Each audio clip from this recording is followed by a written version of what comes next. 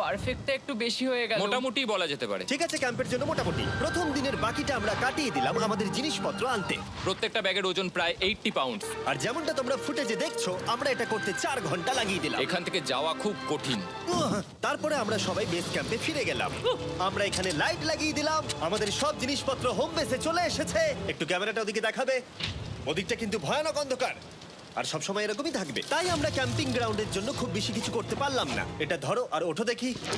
মনে হচ্ছে আমাদের হ্যামকগুলো ভালোই সাপোর্ট পাবে। আর তারপরে আমাদের সার্ভাইভাল গাইড জোয়ের সাহায্যে আমরা হ্যামক টাঙালাম। এই সরু দড়িটা আমার হ্যামকটাকে ধরে রাখবে। হ্যাঁ। ডিনার খেয়ে আমরা প্রথম রাত্রি ঠান্ডার জন্য তৈরি হলাম। আমি মিথ্যে কথা বলবো না, আমি যতটা ভেবেছিলাম তার থেকে এই হ্যামকটা অনেক বেশি কমফোর্টেবল। এই কেভটা 2.5 কিলোমিটার ডিপ, আর আমরা এখন এন্ট্রান্সের কাছেই ক্যাম্পিং করছি। কাল আমরা অনেক কিছু এক্সপ্লোর করব। তোমরা কেমন ঘুমালে?